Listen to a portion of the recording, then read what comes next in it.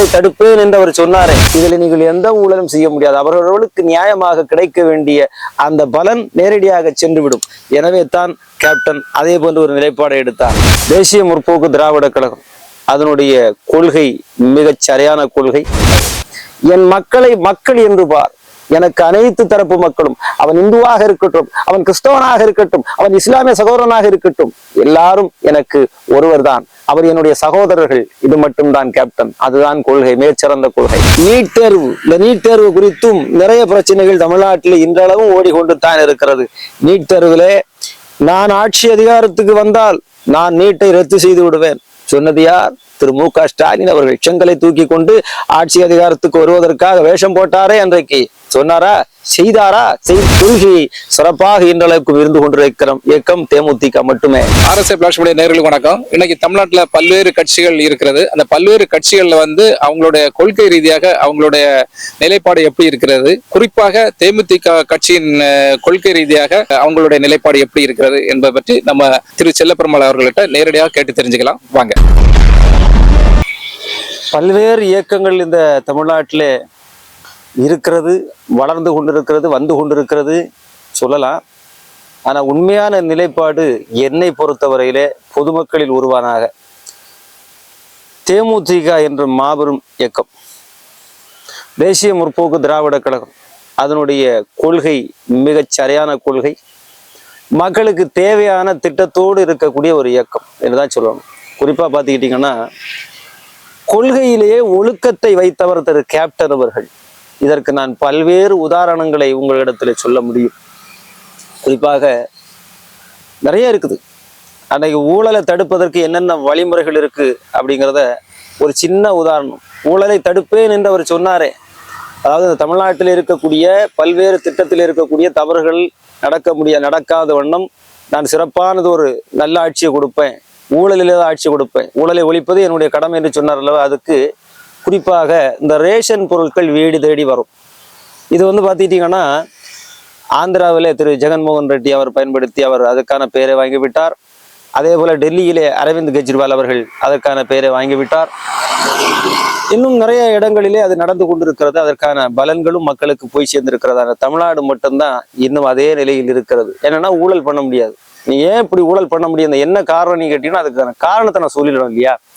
பார்த்தீங்கன்னா, தமிழ்நாட்டு அளவில் வீடு தேடி ரேஷன் பொருள்னு சொன்னா நிறைய கார்டுகள் இறந்தவர்களுடைய, அதாவது காலம் ஆனவர்களுடைய அந்த கார்டை வைத்துக்கொண்டு, ரேஷன் கார்டுகளை வைத்துக்கொண்டு இன்றளவும் அந்த பொருட்களை வாங்கி கொண்டிருக்கிறவர்கள் இருந்து கொண்டு தான் இருக்கிறார்கள். இது ஆட்சி அதிகாரத்தினுடைய கீழ் இருக்கக்கூடிய மிகப்பெரிய செட்பேக், தவறு இல்லையா.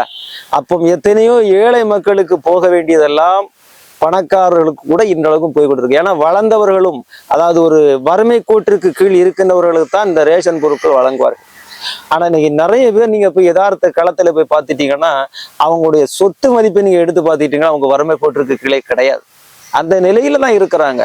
அப்படிப்பட்டவர்களுக்கு எப்படி இந்த அரசு ஒரு ரேஷன் பொருளை வழங்க முடியும்?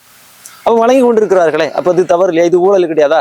அப்ப இது போன்ற ஊழல்களை தடுப்பதற்கு தான் கேப்டன் அவர்கள் வீடு தேடி ரேஷன் பொருள் வரும். அப்ப வீடு தேடி ரேஷன் பொருள் வரும்னா, ஒரு ஊராட்சிக்கு உட்பட்ட இடங்கள்ல மொத்தம் எத்தனை நபர்கள் வறுமை கோட்டிற்கு கீழ் இருக்கிறார்கள் என்ற அந்த கணக்கெடுப்பை வைத்துக்கொண்டு, அந்த ஊராட்சிக்கு உட்பட்ட எத்தனை இடங்களில் ரேஷன் கடைகள் இருக்கிறதோ, எத்தனை அந்த ரேஷன் கடைக்கு உட்பட்ட பகுதிகளில் எத்தனை மக்கள் இருக்கிறார்களோ அவர்களுடைய கணக்கெடுப்புகள் எடுக்கப்பட்டு அவரவர்களுடைய பொருட்கள் அவரவர்களுடைய வீடு தேடி போய்விடும். இதில் நீங்கள் எந்த ஊழலும் செய்ய முடியாது. அவர்களுக்கு நியாயமாக கிடைக்க வேண்டிய அந்த பலன் நேரடியாக சென்றுவிடும். எனவே தான் கேப்டன் அதே போன்ற ஒரு நிலைப்பாடை எடுத்தார். அதைத்தான் ஒரு திட்டமாகவே அவர் சொன்னார். வீடு தேடி ரேஷன் பொருட்கள் வீடு. அப்பொழுது எல்லாம் சிரித்து கொண்டார்கள்.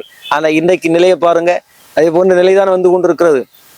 வீடு தேடி ரேஷன் பொருளை இன்னொரு விஷயம்னா, அவர் வேலை வாய்ப்பையும் உருவாக்கிட்டார் அந்த இடத்துல.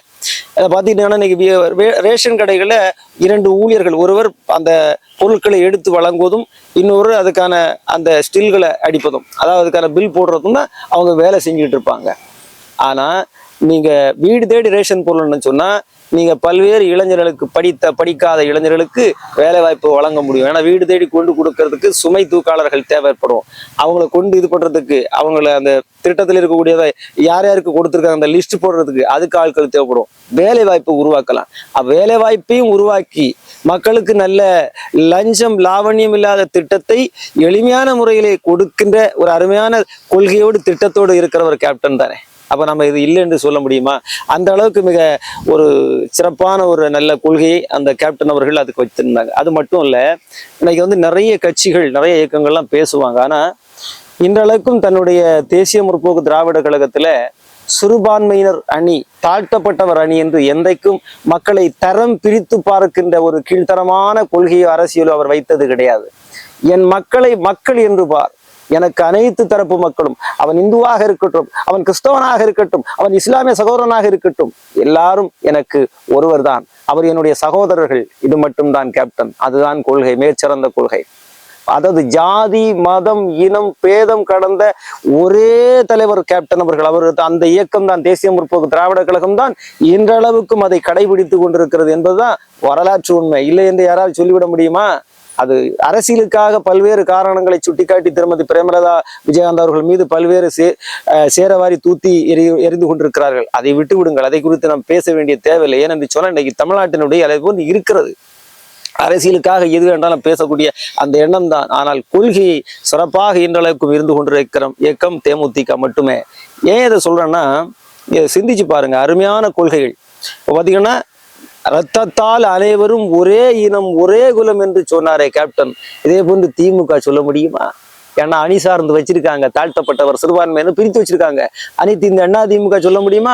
அதே மாதிரி பற்ற பாமக அவங்கன்னா அவங்க கட்சியில வந்து ஜாதி ரீதியாக ஒரு இயக்கத்தை நடத்திட்டு இருக்காங்க. இவங்க எல்லாம் சொல்ல முடியுமா? முடியாது. ஏன்னா கேப்டன் அவர்கள் தான் நடுநிலையான அத்துணை மக்களுக்குமான ஒரு நல்ல கொள்கையை வடித்திருக்கிறார் என்று சொன்னால் கேப்டன் அவர்களால் முடியும். ரத்தத்தால் அனைவரும் சமம் என்று வைத்திருக்கிறார். அது மட்டுமல்ல, அன்னை மொழி கற்போம் அனைத்து மொழியும் கற்போம் என்று ஒரு மிகச் சிறப்பான கொள்கையை கேப்டன் அவர்கள் வைத்திருக்கிறார் என்று சொல்ல நாம் அனைவரும் பாராட்ட வேண்டும். ஏன் அதை சொல்கிறேன் என்று சொன்னால், அன்னை மொழி என்றால் என்ன? நம்முடைய தாய்மொழி. அன்னை என்றால் தாய், தாய்மொழி. நம்முடைய தாய்மொழியாம் தமிழ் மொழியை நம்முடைய கண்ணுக்குள்ள இருக்கக்கூடிய கரிவிழி போல காப்போம். பிற மொழிகளும் கற்று தேர்ந்தால் மட்டும்தான் நாம் மிகப்பெரிய வளர்ச்சி அடைய முடியும். பல்வேறு மாநிலங்களிலிருந்து தொழில் முனைவராக பல்வேறு பலன்களை பெற முடியும். எனவே தான் அன்னை மொழி கற்போம் அனைத்து மொழியும் கற்போம் என்ற அந்த மிகச் சரியான ஒரு கொள்கையை வைத்தார். ஆனால் இன்றைக்கு திமுகவோ பல இயக்கங்களோ எத்தனையோ தவறுகளை செய்துவிட்டு அவர்கள் என்ன சொல்லுகின்றார்கள்? இந்த நிலைக்கு வருவார்களா, கேப்டனுடைய நிலைக்கு வருவார்களா என்று சத்து சிந்தித்து பாருங்கள் நீங்களே. ஏன் இதை சொல்றேன்னா, எல்லா மொழிகளும் கற்க வேண்டும் என்பது தேமுதிகவுடைய கொள்கை. ஆனால் பாருங்கள், ஹிந்தி எதிர்ப்பு, எல்லா எதிர்ப்பையும் கொண்டு வர்றது யாரு? திமுக, அதிமுக தானே கொண்டு வரும். ஹிந்தி படிக்குதல் ஒண்ணு குற்றம் கிடையாதுங்க. ஹிந்தி என்பது ஒரு மொழி. இப்ப நம்முடைய தாய்மொழியை நம்ம வந்து வணங்குகிறோம், போற்றுகிறோம். அதுல எந்தவித மாற்று கருத்தும் இல்லை. ஆனால் பிற மொழிகளும் கற்று தேர்ந்தால்தான் நம்மளால் பல மாநிலங்களில் பயணிக்க முடியும். இப்போ ஒரு மாநிலத்துக்கு நான் செல்லுகிறேன், ஒரு சாதாரண ஏழையாக நான் செல்லுகிறேன், எனக்கு அந்த மொழி அந்த பாஷை தெரிந்திருந்தால்தான் அங்கே இருக்கின்றவர்களிடத்தில் நான் பேசி எனக்கான ஒரு திட்டமோ எதுவோ எனக்கான தேவைகளை நான் பெற முடியும். இல்லை அங்கிருந்து ஒரு பிரயாணப்படும் போது கூட என்னுடைய ஒருவரிடத்தில் பேசும்போது பேசி பழகுவதற்கும் அது வாய்ப்பாக அமையும் என்பதுதான் உண்மை. அதை சரியாக செய்தவர் கேப்டன். அருமையான ஒரு நல்ல ஒரு கொள்கையோடு இருக்கிறவர். அது மட்டுமில்லை, இன்னும் பல்வேறு கொள்கைகள் வைத்திருக்கிறார். அல்ல உதாரணமாக சொல்லணும்னா, விவசாயத்திற்கான மிக முக்கியத்துவத்தை கொடுத்திருக்கிறார் கேப்டன் என்றால் அது உண்மையிலே தேமுதிகவினுடைய கொள்கை மட்டும்தான். ஏன் இதை சொல்றேன்னா, தமிழ்நாட்டில் இந்திய அளவிலே அனைத்து நதிகளும் இணைக்கப்பட வேண்டும் என்று ஒரே கொள்கை இன்று வரைக்கும் உறுதிபட இருக்கிறது தேமுதிக என்றால் அதில் மாற்று கருத்தே கிடையாது. ஏன் இதை சொல்கிறேன் என்று சொன்னால், அவர் வகுத்த கொள்கை எப்படி அனைத்து நதி நீரலைகள் அனைத்தும் இணைக்கப்பட்டால் மட்டும்தான், அனைத்து நதிகளும் இணைக்கப்பட்டால் மட்டும்தான் எல்லா மாநிலங்களுக்கும் எல்லா மாவட்டங்களுக்கும் போய் சேர வேண்டிய தண்ணீர் போய் சேரும். அது குடிப்பதற்காக இருக்கட்டும், விவசாயிகளுக்காக இருக்கட்டும், பஞ்சமில்லா நாட்டை உருவாக்குவதே கேப்டன் அவர்களுடைய கொள்கையாக இருந்தது. ஆனால் முதலில் நான் தமிழ்நாட்டிலே எனக்கு ஆட்சி அதிகாரத்தை கொடுத்திருந்தால் நான் தமிழ்நாட்டிலே அதை செய்து காண்பிப்பேன் என்று சூளுரைத்தாரே, அவர் எப்படிப்பட்ட தலைவர், மற்றவர்கள் எப்படிப்பட்ட தலைவர் என்பதையும் புரிந்து கொள்ளலாம் இந்த இடத்திலிருந்து. ஏன்னா கொள்கை எப்படி, அவருடைய கொள்கை ஒன்றொன்றும் அவர் இன்று வரைக்கும் அந்த இயக்கம் கடைபிடித்துக் கொண்டிருக்கிறது. அதைத்தான் உண்மை, மறைக்க முடியாத உண்மை. நிறைய கொள்கைகள் வைத்திருக்காங்க.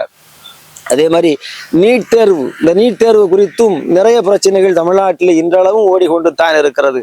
நீட் தேர்விலே நான் ஆட்சி அதிகாரத்துக்கு வந்தால் நான் நீட்டை ரத்து செய்து விடுவேன், சொன்னது யார்? திரு மு.க. ஸ்டாலின் அவர்கள். செங்கலை தூக்கி கொண்டு ஆட்சி அதிகாரத்துக்கு வருவதற்காக வேஷம் போட்டாரே அன்றைக்கு. சொன்னாரா? செய்தாரா? ஜெயலலிதா அவர்களுடைய பணியிலே செய்வீர்களா என்று கேட்ட போல செய்தார்களா என்று கேட்கக்கூடிய ஒரு மனோநிலையில தான் இருக்கிறோம். எனக்கு தெரிஞ்சு நீட் தேர்வு என்பது அனைத்து மாநிலத்தில் இருக்கக்கூடிய முதலமைச்சர்களால் அல்லது துணை முதல்வர்களால் கையெழுத்து போடப்பட்டு கொடுத்து விட்டது. அப்போ அந்த ஸ்டாலின் அவர்கள் அதில் கையெழுத்து போடலையா? புரிந்து கொள்ள வேண்டும். அப்ப நீட் தேர்வு என்பது தேமுதிக அதை ஆரம்ப காலகட்டத்திலே வரவேற்றது தான் உண்மை. ஏன் வரவேற்கணும்னா, நீட் தேர்வு மூலம் மக்களுக்கு, ஏழை எளிய மக்களும் பலன் பெற வேண்டும் என்பதற்காகத்தான் அந்த நீட் தேர்வை ஆதரித்தார். அதில் பல குளறுபடிகள் இன்னைக்கு எப்படியெல்லாமோ அரசியல் ரீதியாக கொண்டு வந்து விட்டார்கள். ஆனால் உண்மையை சொல்றேன், நீட் தேர்வு என்பது ஒரு ஏழை மக்களும் மருத்துவராகலாம், மிகப்பெரிய வல்லமையோடு பல துறைகளில் வருவதற்கு ஒரு வாய்ப்பாக அமைந்தது. அப்படிப்பட்ட திட்டத்தையும் கொள்கையும் வைத்திருக்கிறது தான் தேமுதிக. ஆனா இவர்கள் இதெல்லாம் மதிக்க மாட்டாங்க. இன்றைக்கு பல்வேறு கட்சியில நான் அதை மாடு மேய்ப்பதை ஒரு தொழிலாக வைப்பதுன்னு நான் ஒத்துக்கிறேன். மாடு மேய்க்கின்றவர்களும் விவசாயம் செய்வர்களுக்கும் எல்லாம் வேண்டும். அதே போல அறிவியலும் வேண்டும். அறிவியல் வேண்டாம் என்று கேப்டன் சொல்லவில்லை, அறிவியலும் வேண்டும். ஆனால் அதோடு சேர்ந்து நம்முடைய கலாச்சாரம் மாறாத, பண்பாடு மாறாத இடத்தை நம்முடைய தமிழக மக்களுக்கு கொடுப்பேன் என்ற கொள்கையைத்தான் வைத்திருந்தார். ஆனால் இன்று பல கட்சிகள் எல்லாம் பொம்மை, அதாவது ஒரு பொம்மையிட, ஒரு ரோபாவிடம் இதை செய் என்று ஒரு ப்ரொஜெக்டர் மாதிரி அதை கொடுத்தீங்கன்னா, அதை இயக்கினால் அந்த இயக்கத்திற்கு தகுந்தவாறு எப்படி அதை இயங்கிக் கொள்ளுமோ அதே போலத்தான் இன்னைக்கு நீங்க பார்த்துக்கிட்டு இருக்கீங்க. அதுதான் அவர்களுடைய கொள்கை. ஆனா வழுகாமல் இருப்பது, உண்மையாக இருக்கிறது தேமுதிக என்ற மாபெரும் இயக்கமும் அது அந்த இயக்கத்தினுடைய தலைவர்களும் தான் தவிர வேறு யாரும் இல்லை என்பதுதான் நிதர்சனமான உண்மை. RSI Flash Media என்கிற சேனலை இதுவரை சப்ஸ்கிரைப் பண்ணாதவங்க மறக்காம சப்ஸ்கிரைப் பண்ணுங்க. பக்கத்துல இருக்க பெல் ஐக்கானை பிரஸ் பண்ணி ஆல் கொடுத்து வைங்க. இந்த வீடியோ உங்களுக்கு பிடிச்சிருந்ததுன்னா உங்க ஃப்ரெண்ட்ஸுக்கு ஷேர் பண்ணுங்க. மறக்காம லைக் போடுங்க.